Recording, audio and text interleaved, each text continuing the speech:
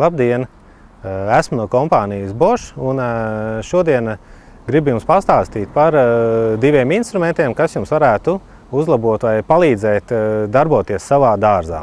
Pirmais instruments, par ko es jums šodien parādīšu, ir kultivators. Viņam ir tērauda asmenīši, kas veido iegriezumus zemē līdz 10 mm dziļumā, un līdz ar to viņš attīra to veco sūnu, zāles, stiebrus un pārējās lietas.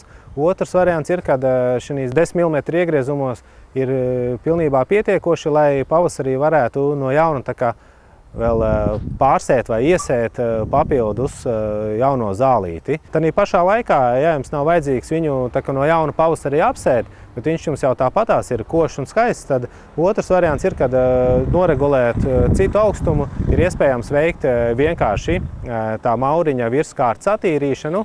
Tas mauriņš pēc tam labāk vienkārši zaļos, būs sulīgāks un cilvēks, to efektu redzēs. To pašu instrumentu var izmantot rudenī, ja ir nepieciešams dārzā novākt sakritušās lapas. Un līdz ar to tās lapas tiks savākt savācē grozā un nebūs jāstaigā ar grābekli un papildus spaini, kur tās lapas jāvāc. Un otrs instruments mums ir multi-instruments, kuram ir motors, kā galvenā sastāvdaļa, un tālāk ir iespējams mainīt pašus instrumenta galus. Šajā gadījumā instrumentam galā uzlikts virsū trimerītim. Gals liels plus ir tas, ka viņam ir spēcīgs 1000 vatu jaudīgs motors un speciāli izturīgi 3,5 mm biezumā griezēja auklas, kas ir jau domāts vairāk aizaugušajam vai arī tur, kur ir jau tādi zāles stiebri vai nezāles lielas, kur parastam trimerītim varētu būt pa grūti to darbu veikt. Veicot kāta nomaiņu, ir iespējams uzstādīt speciālu zaru zāģi.